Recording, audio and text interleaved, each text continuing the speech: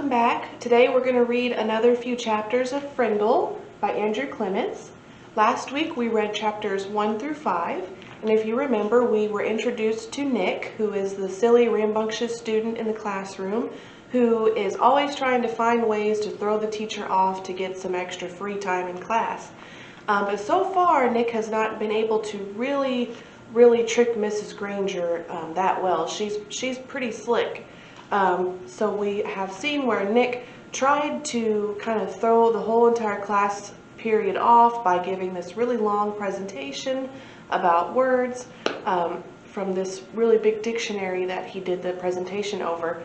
And so at the end of chapter 5, we learned that he's getting ready to come up with this plan to really just throw Mrs. G off and give the class some extra free time. So we're getting ready to find out what exactly his plan is going to be and how he's going to stop Mrs. Granger and take up some class time. So we are on chapter 6, and it's titled The Big Idea. 3 things happened later that same afternoon. Nick and Janet Fisk had missed the bus because of a school newspaper meeting, so they walked home together. They were seeing who could walk along the curb without falling. It took a lot of concentration, and when Janet stepped off into the street, Nick said, "That's 3 points for me." But Janet said, "I didn't fall. I saw something. Look." She bent down and picked up a gold ballpoint pen, the fancy kind. That was the first thing, Janet finding the pen. They got back on the curb, and Nick followed Janet, putting one foot carefully in front of the other on the narrow concrete curb. And while he stepped along, he thought back over the school day, especially about his report, and what Mrs. Granger had said about words at the end of the period finally sank in. That was the second thing, understanding what Mrs. Granger had said. She had said, "Who says dog means dog? You do, Nicholas." "You do, Nicholas," he repeated to himself. "I do," Nick thought, still putting one foot in front of the other, following Janet. What does that mean? And then Nick remembered something. When he was about 2 years old, his mom had bought him one of those unbreakable cassette players and a bunch of sing-along tapes. He had loved them, and he played them over and over and over and over. He would carry the tape and the player to his mother or his big brother or his father and bang them together and say, "Guagala, guagala, guagala," until someone put the cassette in the machine and turned it on.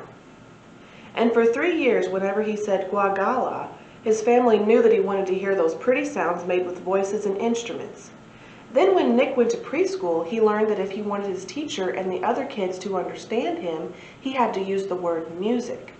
But guagala meant that nice sound to Nick, because Nick said so. So who says guagala means music? You do, Nicholas. "No fair," yelled Janet. They were at the corner of their own street, and Nick had bumped into her, completely absorbed in his thoughts. Janet stumbled off the curb, and the gold pin in her hand clattered onto the street. "Sorry, I didn't mean to, honest," Nick said. "I just wasn't watching. Here." Nick stopped over and picked up the pin and held it out to her. "Here's your..." And that's when the third thing happened. Nick didn't say pin. Instead, he said, "Here's your... Frindle." "Frindle?" Janet took her pen and looked at him like he was nuts. She wrinkled her nose and said, "What's a frindle?" Nick grinned and said, "You'll find out. See you later." It was there at the corner of Spring Street and South Grand Avenue, 1 block from home on a September afternoon. That's when Nick got the big idea. And by the time he had run down the street and up the steps and through the door and upstairs to his room, it wasn't just a big idea. It was a plan, a whole plan, just begging for Nick to put it into action. And action was Nick's middle name. And here's an illustration of Nick holding up the pen, the Frindle, to Janet. And it says "The Big Idea" underneath it. The next day after school, the plan began. Nick walked into the penny pantry store and asked the lady behind the counter for a Frindle. She squinted at him. "A what?" "A Frindle, please. A black one." And Nick smiled at her. She leaned over closer and aimed one ear at him. "You want what?" "A Frindle."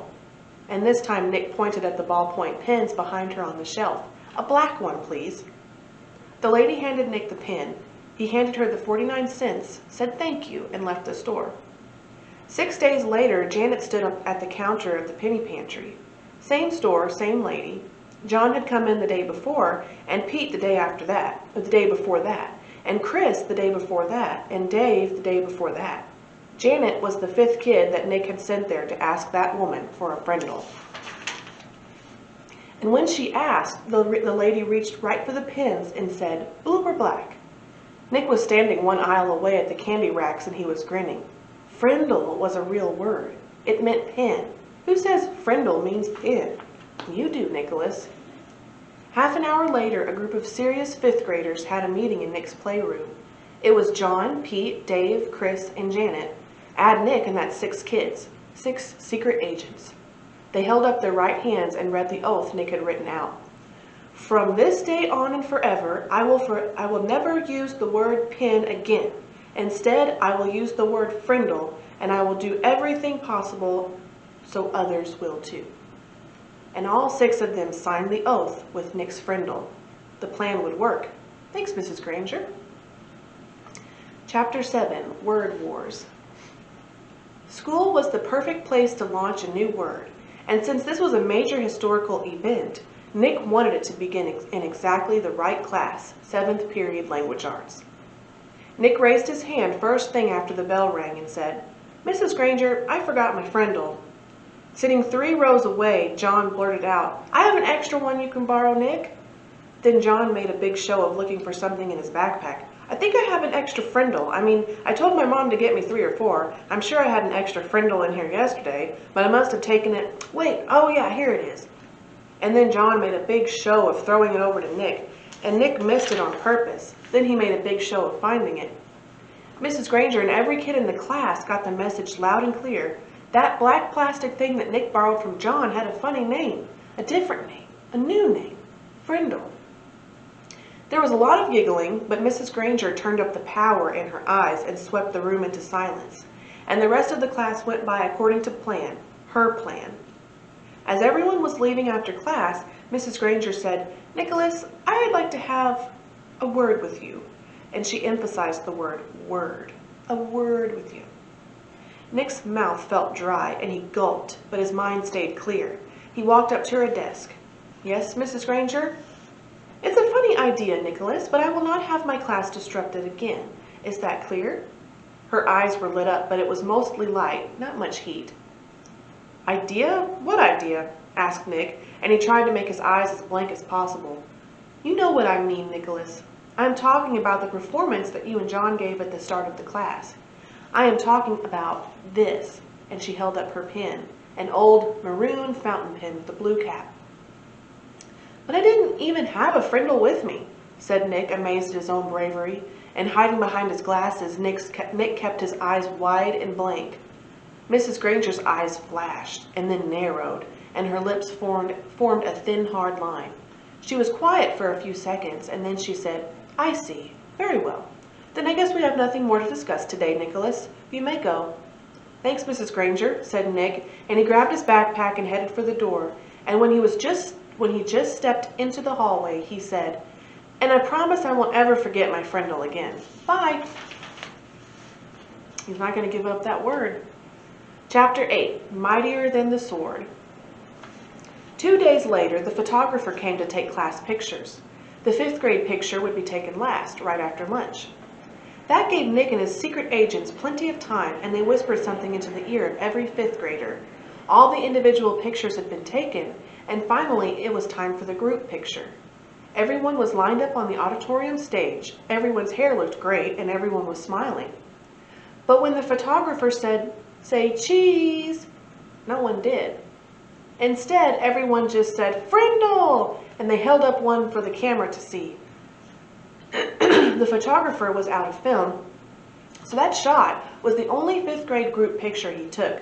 6 of the 5th grade teachers were not pleased, and Mrs. Granger was furious.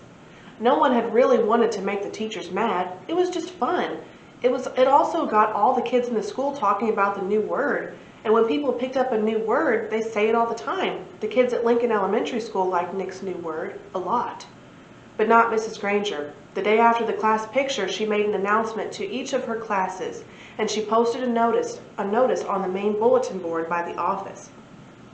and it said, "Anyone who is heard using the word Frindle instead of the word pin will stay after school and write this sentence 100 times.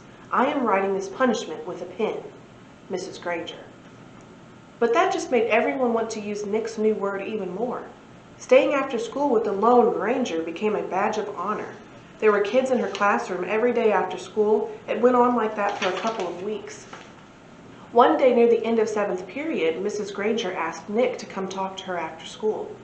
"This is not detention, Nicholas. I just want to talk." Nick was excited.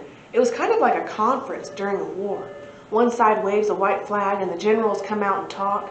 General Nicholas Allen. Nick liked the sound of that. He stuck his head in Mrs. Granger's doorway after school. "You wanted to talk to me?" "Yes, Nicholas. Please come in and sit down." When he was settled, she looked at him and said, "Don't you think this Frindle business has gone far enough? It's just a disruption to the school, don't you think?" Nick swallowed hard, but he said, "I don't think there's anything wrong with it. It's just fun, and it really is a real word. It's not a bad word, just different. And besides, it's how words really change, isn't it? That's what you said." Mrs. Granger sighed.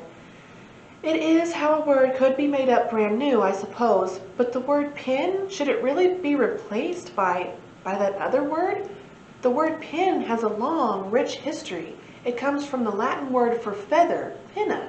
It started to become our word pin because quills made from feathers were some of the first writing tools ever made. It's a word that comes from somewhere.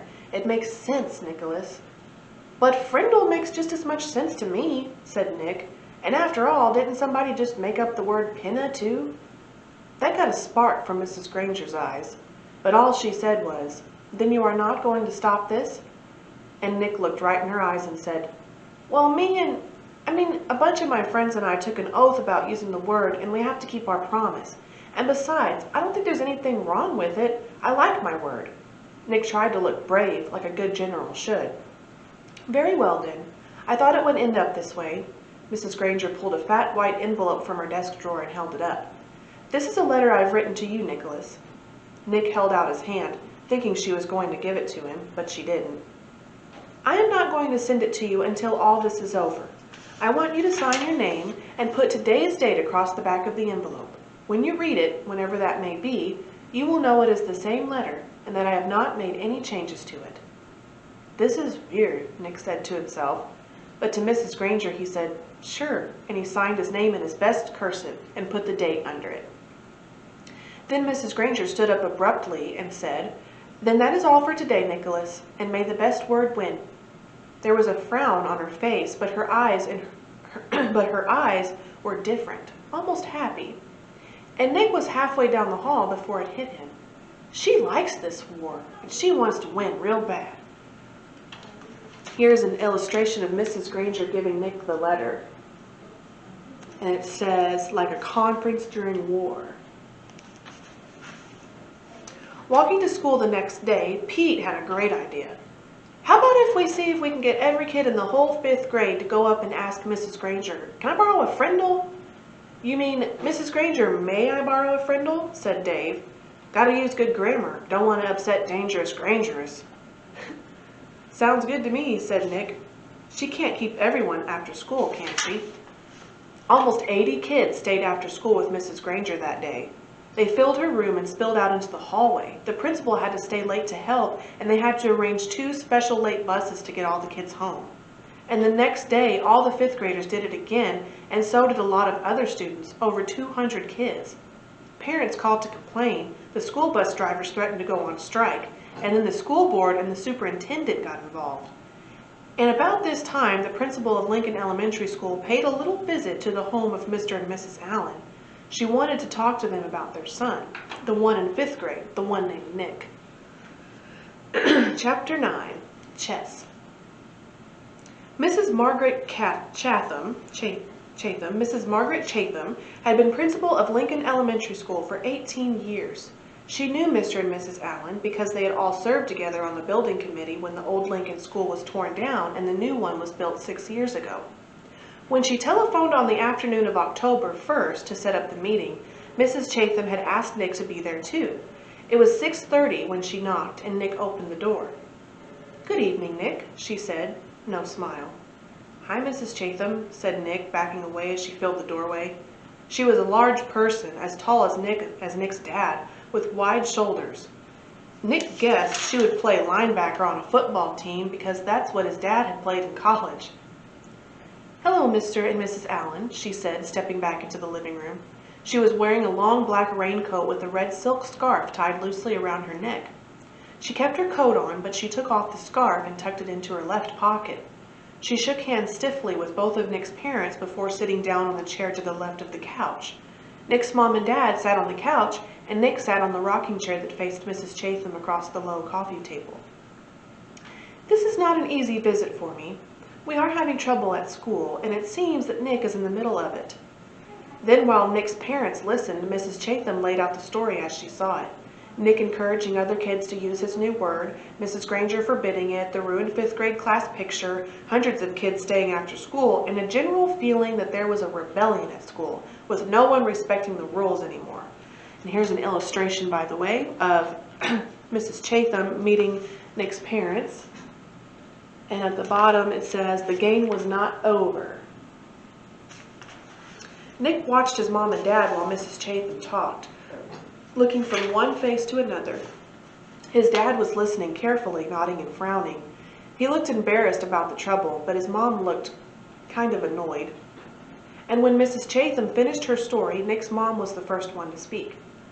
"But doesn't this seem like a lot of fuss about something pretty silly?" Nick sat quietly, but in his mind he shouted, "Hooray for Mom! Hooray for mothers everywhere!" His mom wasn't annoyed with him. She was annoyed with Mrs. Granger, maybe even annoyed with Mrs. Chatham. This was getting interesting. Mrs. Allen was still talking to the principal.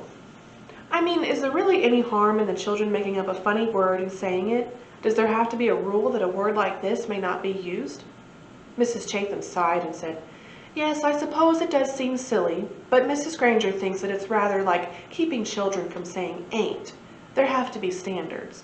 That's why we have dictionaries. And really the problem isn't so much the word itself, it's the lack of respect for authority." Mr. Allen said, "Mrs. Granger's right about that. There have to be standards. We can't have kids walking around saying ain't, can we?" And that's when Nick piped in. "You know that big dictionary in Mrs. Granger's room? The word ain't is right there in the book. I looked it up and there it is. I don't see why I can't use a word if it's in the dictionary. Mrs. Granger even said that her big dictionary was the law."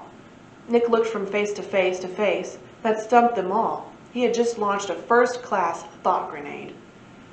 "Well, yes, but, well, as I said, the word ain't, even the word Frindle, these are not the real issue here," said Mrs. Chatham. Mrs. Allen said, "Well, I think the real issue is Mrs. Granger's reaction to a harmless little experiment with language. It's an overreaction, didn't you think, Tom?" And Mrs. Allen looked at her husband. It was Mr. Allen's turn to look from face to face to face. He was lost. "Yes, well, I guess so. I mean, it's not like anybody's been hurt. It's not like vandalism or stealing or something like that." His sentence trailed off, and he rubbed his chin and stared thoughtfully through the window on the wall behind Mrs. Chatham. And while the three grown-ups sat there in an uncomfortable moment of silence, Nick had a sudden vision of what was really going on here. It was a chess game, Nick against Mrs. Granger. Mrs. Granger had just tried to end the game by using her queen, Mrs. Chatham in her black raincoat, the Black Queen. Nick didn't know it until the attack was underway, but he had a powerful defender of his own. Good old Mom, the White Queen. And the game was not over. It would go on until there was a winner and a loser. Mrs. Chatham didn't stay very much longer.